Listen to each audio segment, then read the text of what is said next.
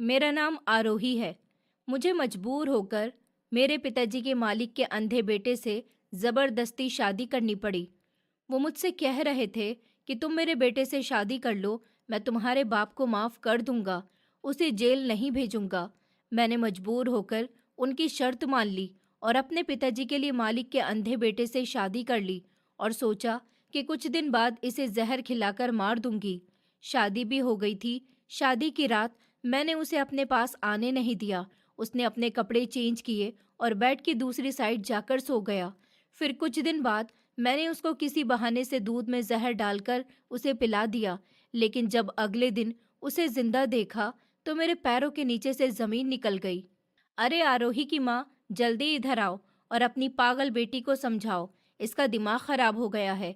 महेश ने अपनी पत्नी सुशीला को आवाज दी थी।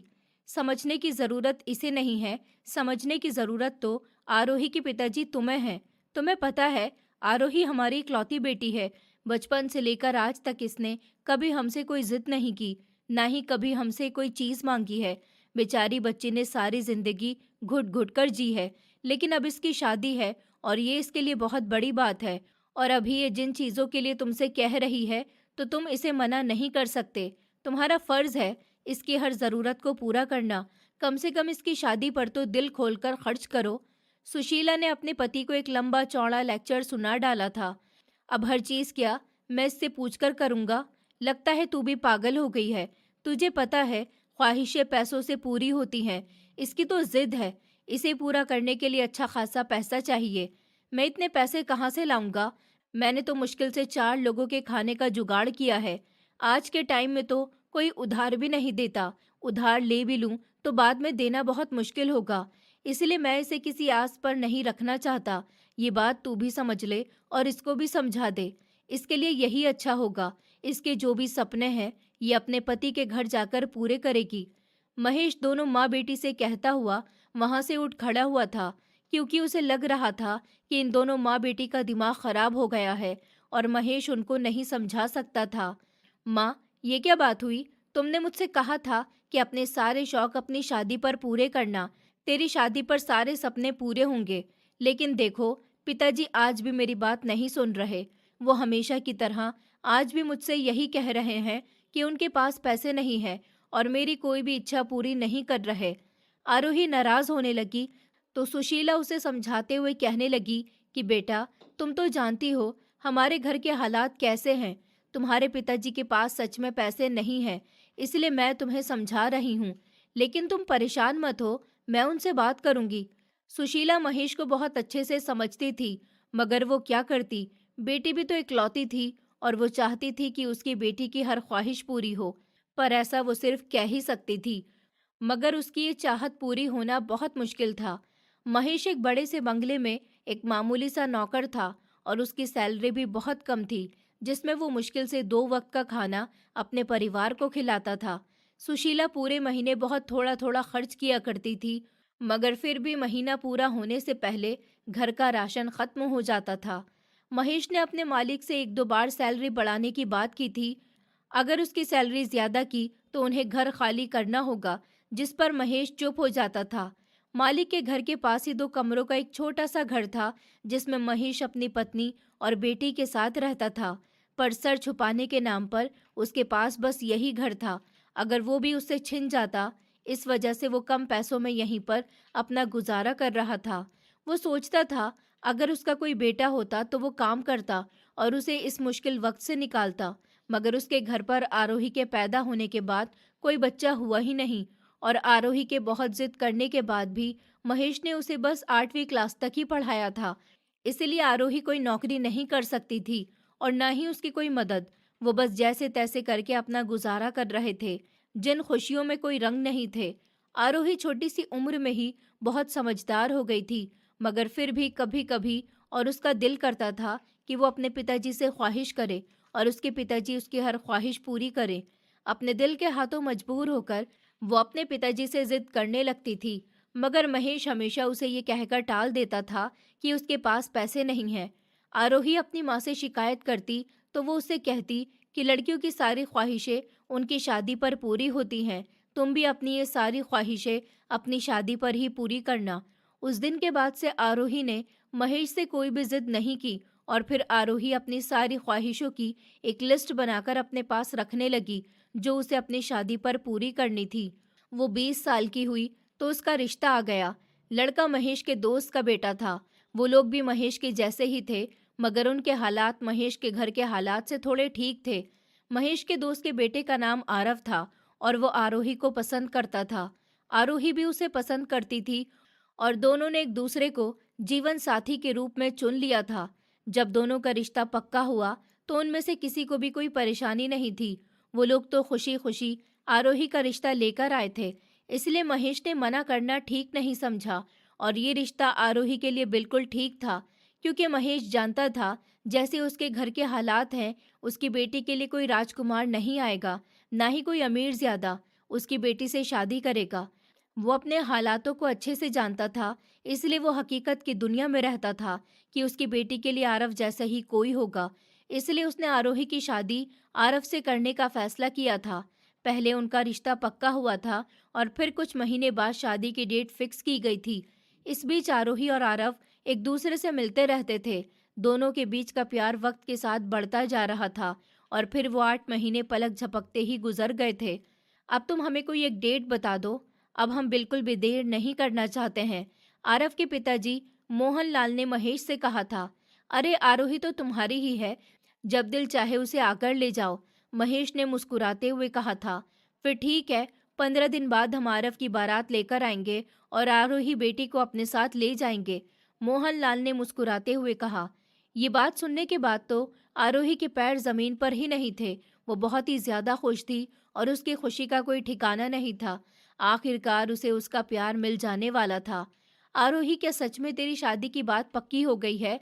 अगले दिन जब आरोही ने अपने दोस्त को शादी की बात पक्की होने के बारे में बताया तो वो आरोही से हैरान होकर पूछने लगी है, क्या तू सच कह रही है? तो आरोही ने कहा कि हाँ, मैं सच कह रही हूँ, इसमें झूठ बोलने वाली कौन सी बात है। मेरी तो अब जल्द ही आरव से शादी हो जाएगी और मैं यहाँ से चली जाऊंगी। आरोही के दोस्त ने उससे कहा, सच में आरोही, तू बहुत किस्मत वाली है, तेरा प्यार तुझे इतनी आसानी से मिलने वाला है, वरना कुछ लोग तो मेरी तरह होते हैं जो सारी जिंदगी अपने प्यार के लिए तरसते रहते हैं। उसने उससे जलते हुए कहा था। उसकी आवाज में दुख साफ झलक रहा था। आरोही उसकी बात समझ रही थी। आरोही की दोस्त भी किसी को पसंद करती थी, मगर इस दुनिया ने उसे उससे मिलने नहीं दिया। फिर उसके घर वालों ने 6 महीने पहले ही जबरदस्ती उसकी शादी अपनी मर्जी से कर दी, जहां से शादी के 10 दिन बाद ही उसका डाइवोर्स हो गया था और अब वो अपने माँ बाप के साथ रहती थी। तू परेशान मत हो, ऊपर वाले ने तेरे लिए भी कुछ अच्छा ही सोचा होगा, आरोही ने उसे तसल्ली दी थी और फिर दिल ही दिल में अपनी किस्मत के बारे में सोचने लगी थी। सच में आरोही खुशकिस्मत थी। आरव को पाने के लिए उसे कोई मेहनत नहीं करनी पड़ी थी और ना ही उसे कोई परेशानी हुई थी। आरव तो आरोही को ऐसे मिल रहा था जैसे वो उसके लिए ही बना हो। माँ, मुझे सोने का एक सेट बनवाना है और कुछ कपड़े लेने हैं, आरोही अपनी माँ के पास आकर बोली। अरे पागल, तो खुद अपने लिए सोने का सेट बनवाकर क्या करेगी? वो लोग तेरे लिए सोने का सेट बनवा तो रहे हैं, वो काफी नहीं है क्या? सुशीला ने उसे देखते हुए पूछा। नहीं माँ, ये मेरी ख्वाहिश है सोने के सेट की, और तुमने कहा था कि शादी पर बनवा लेना, आरोही ने माँ को वादा याद कराया था। मगर सुबह तो तूने अपने पिताजी के सामने अपनी इच्छा रखी थी, अब फिर से नई जिद। सुशीला आरोही के पास गई। हाँ तो माँ, इसमें हैरान होने वाली बात कौन सी है? तुमने ही तो कहा था अपनी सारी ख्वाहिशों को अभी बचाकर रख लो, अपनी सारी ख्वाहिशें अपनी शादी पर ही पूरी करना। अब मैं वही तो कर रही हूँ। अभी तो मैंने सिर्फ एक चीज बताई है, अभी तो मुझे बहुत कुछ लेना है, आरोही ने अपनी माँ से कहा। मगर आरोही बेटा, तुम्हारे पिताजी के हालात तो तुम्हारे सामने ही हैं। सुशीला ने उसे महेश के हालात बताने चाहे थे। मैं कुछ नहीं जानती माँ, मुझे बस मेरी चीजें चाहिए, आरोही ने थोड़े जिद्दीपन से कहा था। अच्छा अच्छा, नाराज होने की जरूरत नहीं है, सुशीला ने आरोही से कहा और फिर से अपने काम में लग गई थी। शाम को जब महेश घर आया तो आरोही ने महेश से फिर से जिद करना शुरू कर दिया, मगर महेश ने उसको साफ साफ मना कर दिया था कि उसकी ऐसी वैसी कोई भी जिद पूरी नहीं की जाएगी। इसलिए अगर वो कोई भी ऐसी वैसी जिद करने वाली है तो वो बिल्कुल चुप हो जाए और कोई फालतू की जिद ना करे और उसकी अपनी जो भी ख्वाहिशें हैं वो अपने पति के घर जाकर पूरी करे। महेश के उठकर जाने के बाद आरोही गुस्से से पैर पटकती हुई अपने कमरे में चली गई। सुशीला अफसोस से अपनी बेटी को देखती रह गई थी। फिर थोड़ी देर बाद सुशीला आरोही के पास गई। आरोही, मेरी प्यारी बेटी, उठ जा और खाना खा ले, खाना ठंडा हो रहा है। लेकिन आरोही ने उसकी एक नहीं सुनी और उससे कहने लगी कि माँ तुम चली जाओ, मुझे कुछ नहीं खाना। तो सुशीला ने सोचा कि इसे अभी इसके हाल पर छोड़ देती हूँ। अभी ये गुस्सा है, थोड़ी देर के बाद गुस्सा शांत होगा तो खुद ही बाहर आ जाएगी। लेकिन फिर पूरी रात ऐसे ही हो गई। फिर दूसरे दिन सुबह में सुशीला आरोही के पास दोबारा से गई और उसको उठाने लगी। आरोही, क्या बात है बेटी, तुम अभी तक नहीं उठी हो? उठ जाओ बेटा, देखो सुबह हो गई है, जल्दी से उठकर नाश्ता कर लो, फिर मुझे भी काम पर जाना है। जब से आरोही का रिश्ता पक्का हुआ था, सुशीला एक घर में काम करने जाती थी जहां पर उसकी सैलरी 8,000 रुपये थी। वो ये पैसे आरोही के दहेज के लिए जोड़ रही थी। महेश भी नाश्ता करके अपनी ड्यूटी पर चला गया था और सुशीला आरोही को उठा रही थी, मगर उसके उठाने पर भी आरोही उठ ही नहीं रही थी, बल्कि वो करवट बदलकर फिर से सोने का ड्रामा कर रही थी। अच्छा आरोही, मैं काम पर जा रही हूँ। मैं ये तेरे तकिए के पास कुछ पैसे रख रही हूँ। जब तू उठेगी तो जाकर दूध ले आना और चाय बना लेना और फिर नाश्ता कर लेना।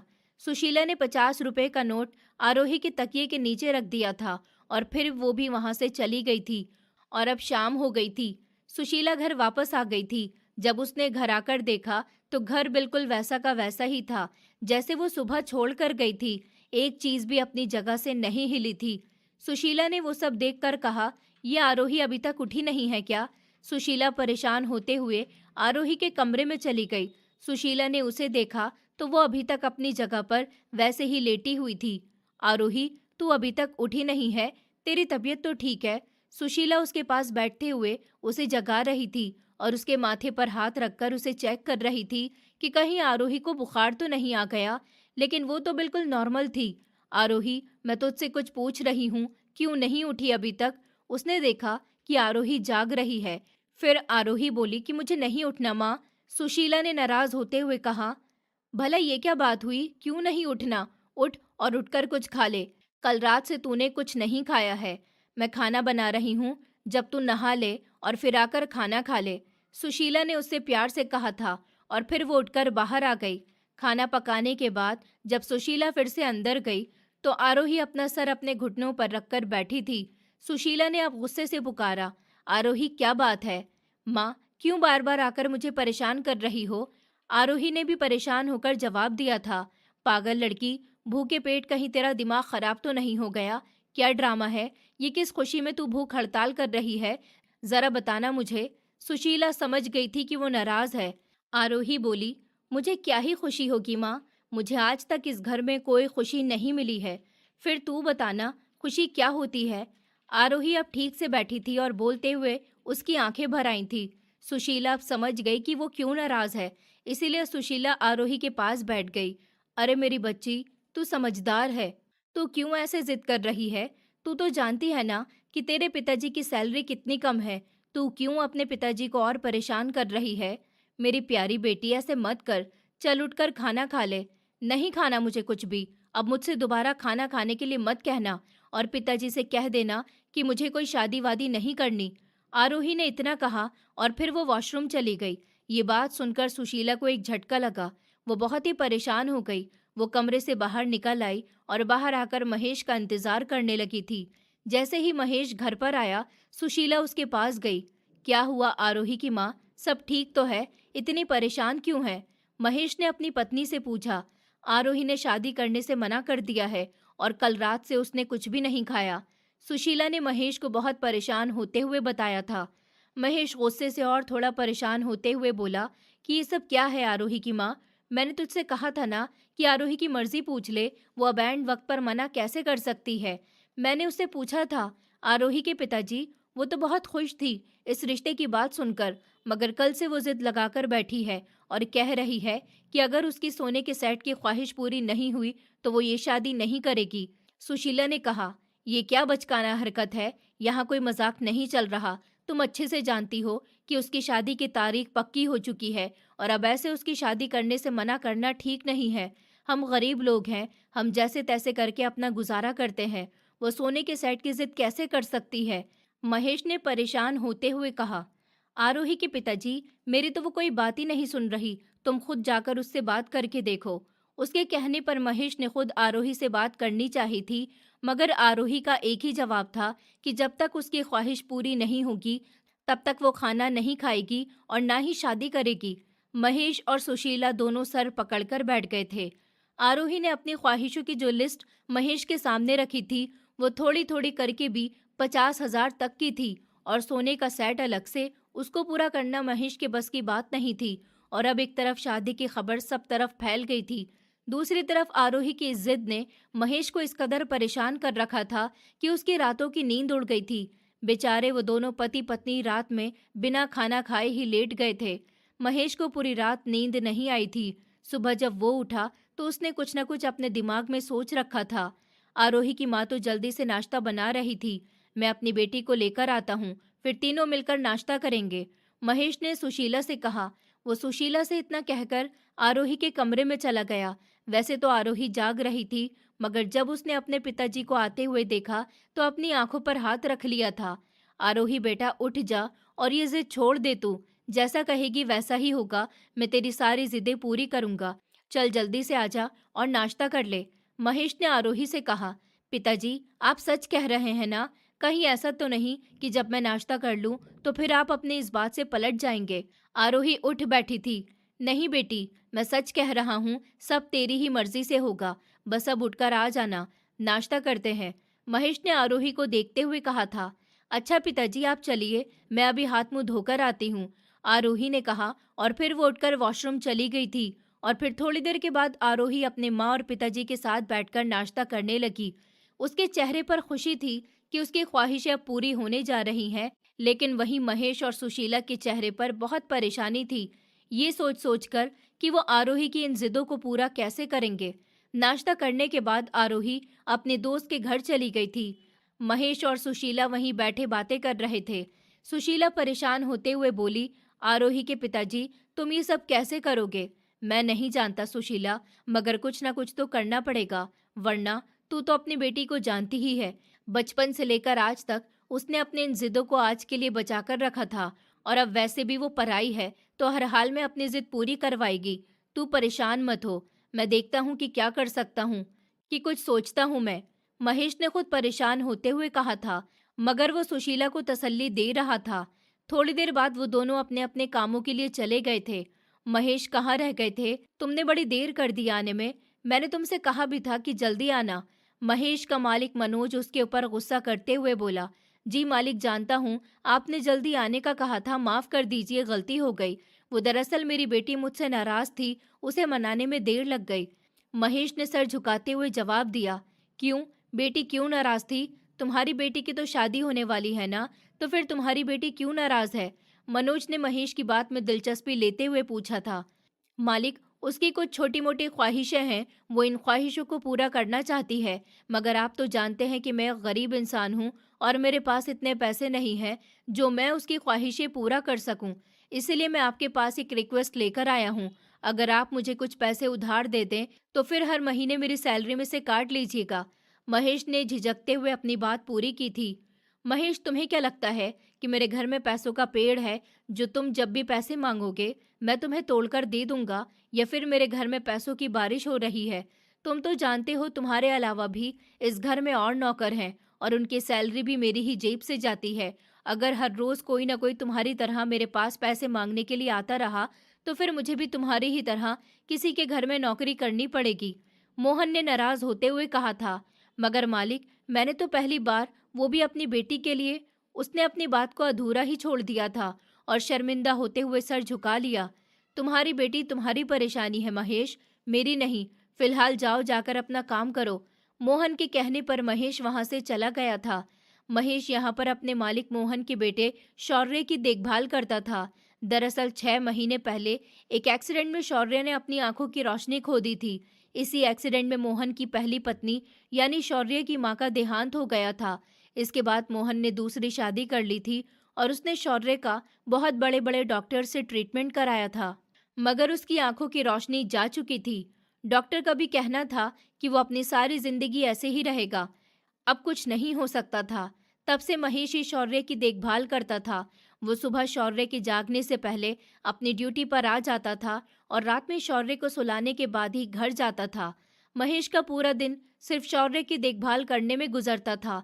वो सारा दिन उसकी देखभाल करता, मगर उसके बदले उसे सिर्फ थोड़े ही पैसे मिलते थे।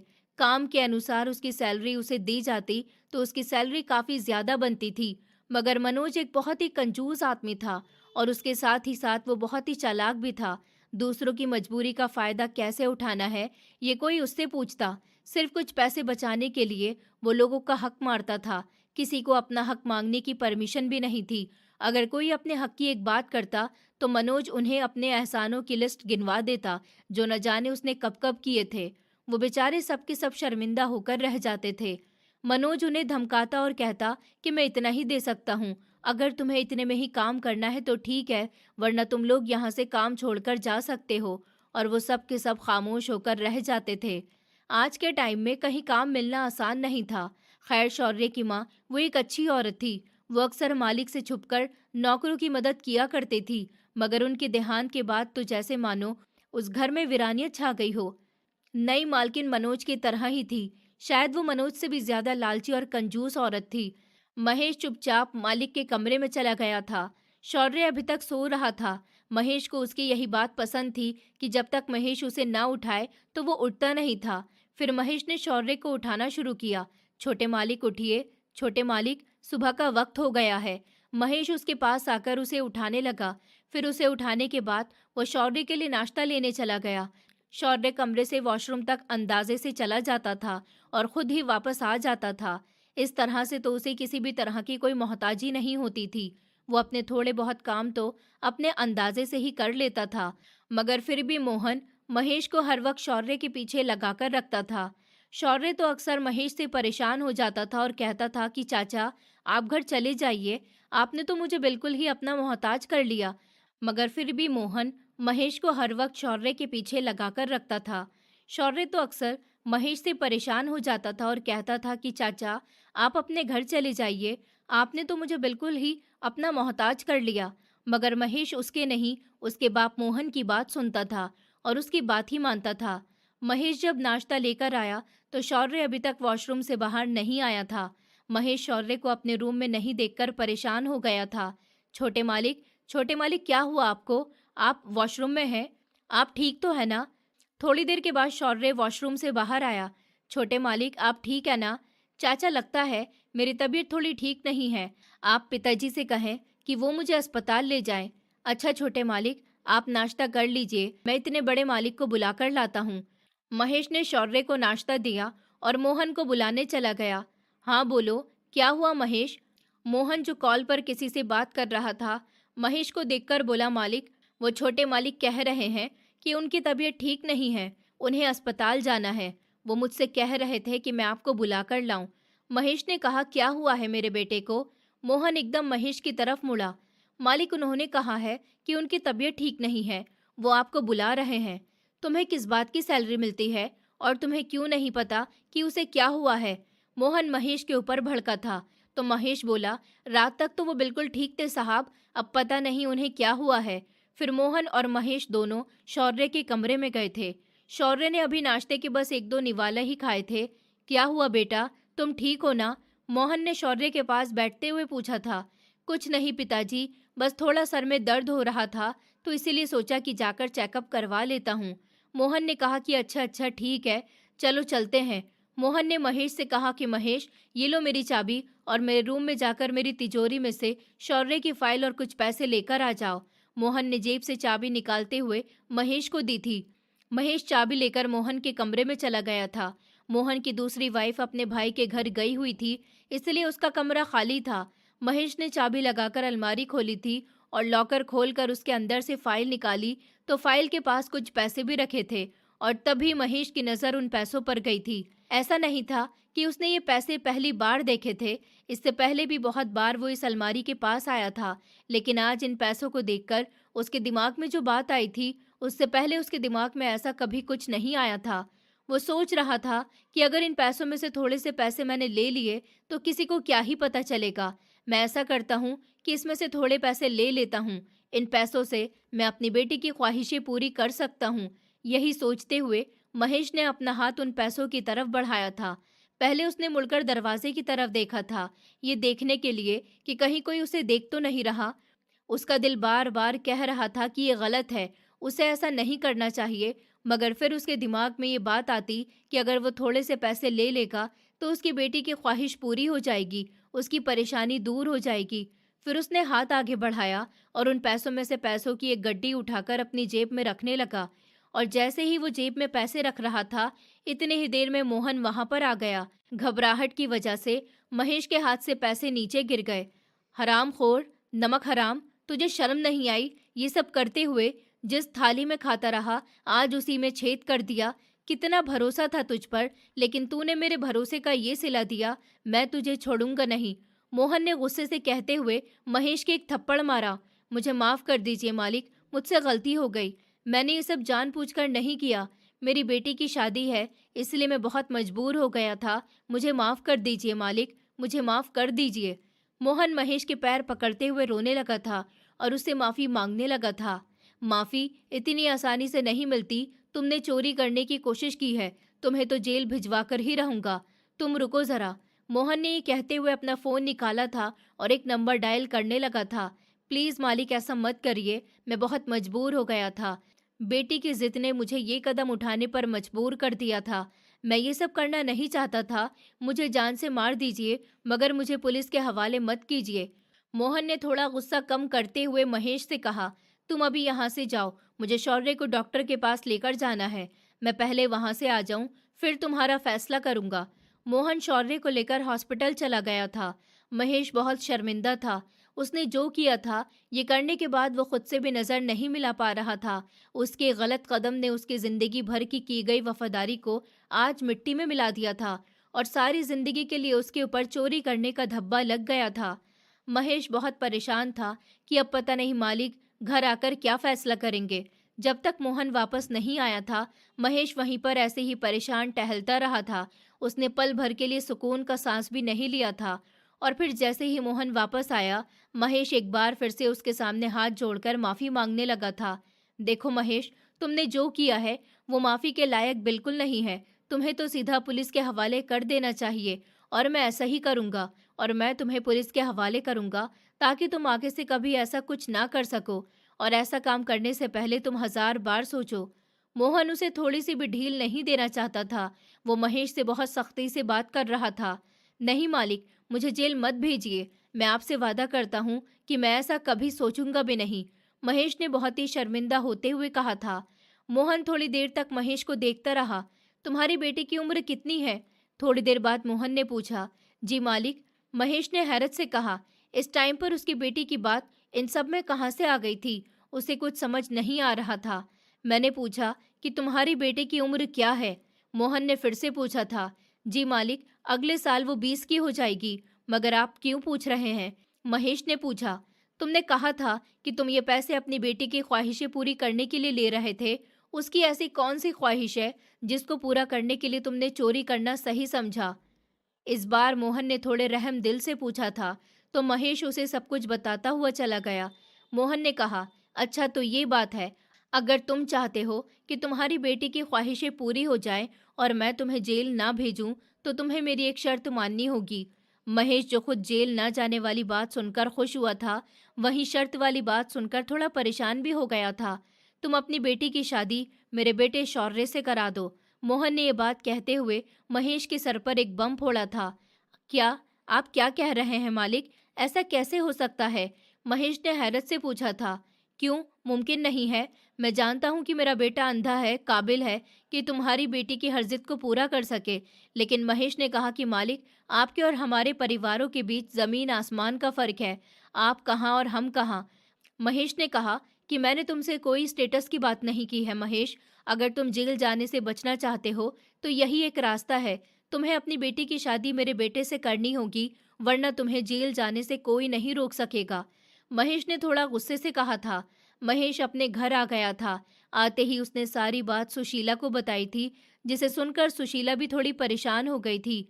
तुम्हें ऐसा नहीं करना चाहिए था, आरोही के पिताजी, सुशीला ने कहा। मैं ऐसा नहीं करना चाहता था, बस पैसे देखते ही मेरे घर के हालात मेरी आंखों के सामने आने लगे और आरोही की जिद को पूरा करने के लिए थोड़े से पैसे ले लेता हूँ। मुझे कहाँ पता था कि ये सब हो जाएगा और मालिक मुझे माफ़ करने की ऐसी शर्त रख देंगे। मुझे कुछ समझ नहीं आ रहा था कि मैं क्या करूँ। महेश बहुत परेशान था। तुम मालिक से बात तो करो। आरोही के पिताजी, क्या पता कोई और रास्ता निकल आए, सुशीला ने कहा। मैं सारी बात कर चुका हूँ। आरोही की माँ, मालिक ने मेरी माफ़ी की बस एक ही शर्त रखी है। अगर मैं उनकी शर्त मानता हूँ तो ठीक है, वरना वो मुझे जेल भेज देंगे। महेश ने कहा। वो रात दोनों पति पत्नी ने जागते हुए गुजारी थी और सुबह तक वो दोनों फैसला कर चुके थे। भले ही शौर्य की आंखों की रोशनी जा चुकी हो, लेकिन शौर्य के पास इतना पैसा था कि आरोही तो क्या, उसकी औलाद की औलाद अगर बैठकर भी खाएंगे तो पैसा कम नहीं होगा।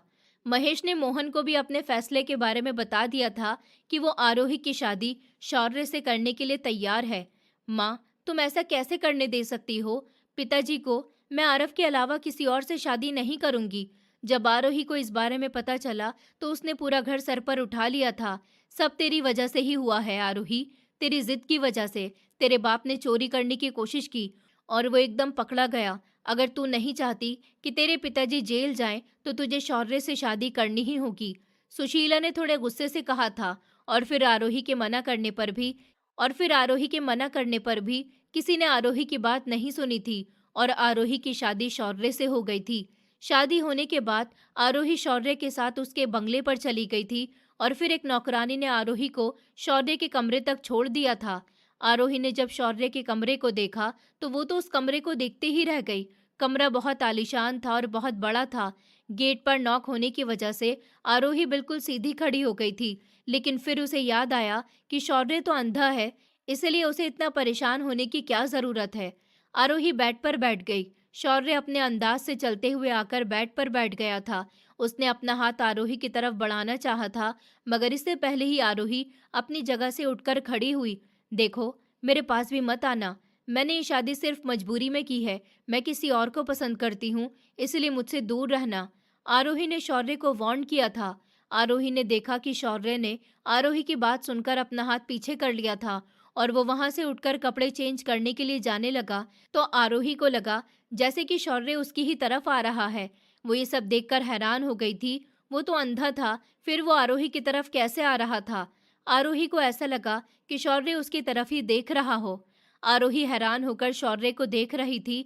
जब वो उसके पास से गुजरता हुआ पीछे ड्रेसिंग रूम में चला गया था, उसके जाने के बाद आरोही ने चैन का सांस लिया था और फिर खुद भी अपनी ज्वेलरी उतारने लगी। शौर्य वापस आया तो उसके अपने कपड़े बदले हुए थे। वो आरोही की तरफ नहीं गया था और बेड के दूसरी साइड जाकर सो गया था। आरोही ने भी अपने कपड़े चेंज किए और बेड की दूसरी साइड आकर लेट गई।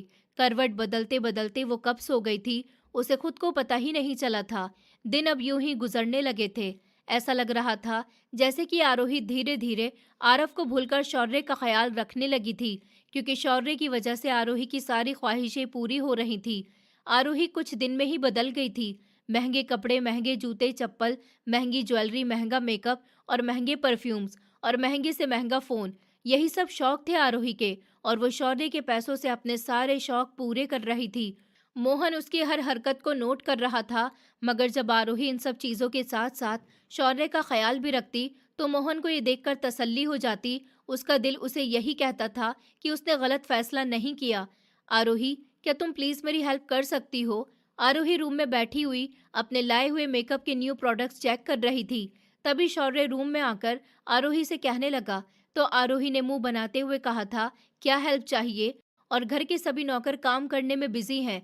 मेरे कपड़े प्रेस नहीं हुए हैं, तुम मुझे मेरे कपड़े प्रेस करके दे दोगी? शौर्य आरोही की तरफ देखकर ही बात कर रहा था। पता नहीं आरोही ने क्या सोचा। उसने शौर्य से कहा, अरे शौर्य, आपसे किसने कहा है कि आपके कपड़ों पर प्रेस नहीं है? मैंने कल रात ही आपके 3-4 जोड़ी कपड़े प्रेस करके रखे थे। आप रुकिए, मैं आपको देती हूँ। आरोही ने इतना कहा और उठकर अलमारी की तरफ आई थी। एक सूट निकाला और उस सूट को हैंगर में लटकाते हुए शौर्य को दे दिया। ये लीजिए शौर्य, आप रेडी हो जाइए, मैं इतने आपके लिए जूस बनाकर लाती हूँ। आरोही इतना कहकर रूम से बाहर चली गई। शौर्य ने हाथ से छूकर उस सूट को देखा था और फिर बेड के एक साइड पर वो सूट रख दिया था। उसने वो सूट नहीं पहना था। आरोही को इस बात से कोई फर्क नहीं पड़ता था। वो तो अपनी जिंदगी में बहुत खुश थी। कैसे हो आरव? आरोही आरव से मिलने आई थी। वो अभी भी आरव से मिलती थी। सारा पैसा शौर्य का था और उस पर राज आरोही और आरव कर रहे थे। मैं ठीक हूँ, तुम कैसी हो? आरव ने आरोही से पूछा। मैं भी ठीक हूँ, मगर मैं तुम्हारे बिना ठीक नहीं हूँ आरोही। आरव ने थोड़े दुखीपन से आरोही से कहा था।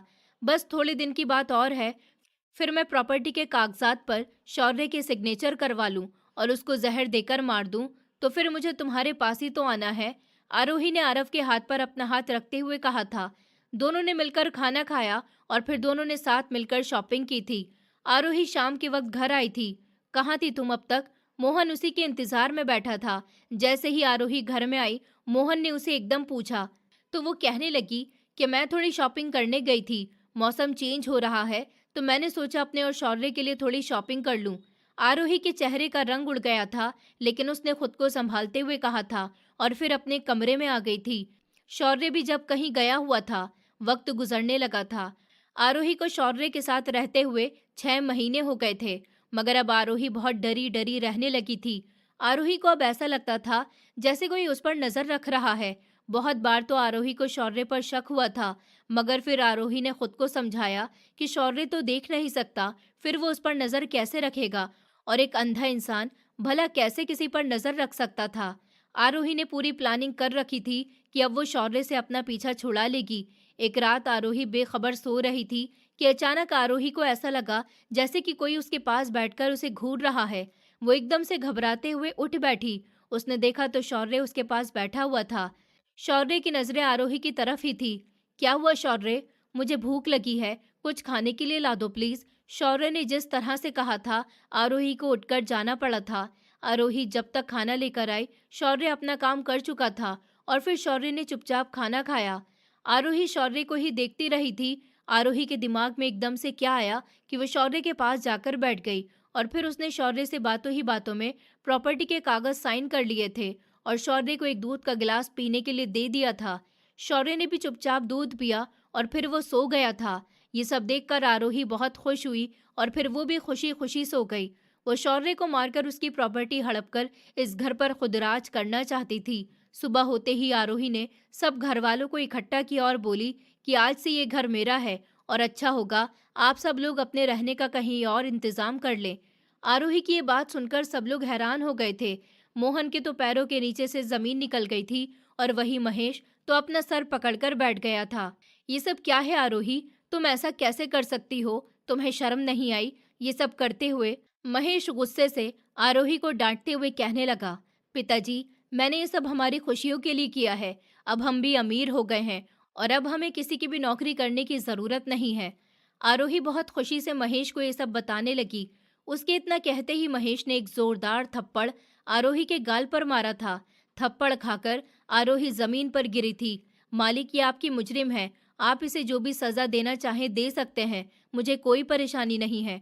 महेश मोहन से कहने लगा था, तुम माफी मत मांगो महेश, इसने तो हमें अपनी औकात दिखाई है। इतने ही पीछे से आवाज आई, पिताजी आप बेफिक्र रहें, ये जो भी कह रही है वो सब एक धोखा है और सच में ऐसा कुछ भी नहीं हुआ। ये आवाज सुनकर आरोही हैरान हो गई और उसने पीछे पलटकर देखा तो उसके पैरों के नीचे से जमीन निकल गई। उसके जो सामने खड़ा था वो कोई और नहीं बल्कि शौर्य था। वही शौर्य जिसको कल रात आरोही ने दूध के गिलास में जहर डालकर दिया था। अब उसे जिंदा देखकर आरोही के होश उड़ गए थे। आरोही ने कहा, तुम यहाँ कैसे? ये तुम नहीं हो सकते हो। फिर शौर्य ने कहा कि इतना हैरान मत हो आरोही, मुझे पहले से पता था कि तुम ऐसा ही करोगी।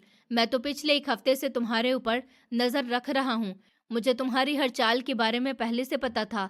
तुम्हारा आरव से मिलना, प्रॉपर्टी के कागज पर सिग्नेचर लेना और दूध के गिलास में जहर मिलाना, ये सारी बात मैं जानता था। इसलिए मैंने तुमसे खाने का बहाना किया और तुम्हारे कमरे से जाते ही प्रॉपर्टी के कागज बदल दिए और किचन में तुम्हारे जाने से पहले ही मैंने दूध का गिलास भी बदल दिया था।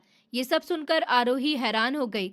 लेकिन तुम तो अंधे हो ना, तुम ये सब कुछ कैसे कर सकते हो? तो फिर शौर्य ने सबको बताया कि उसकी आंखें तो 15 दिन पहले ही ठीक हो गई हैं।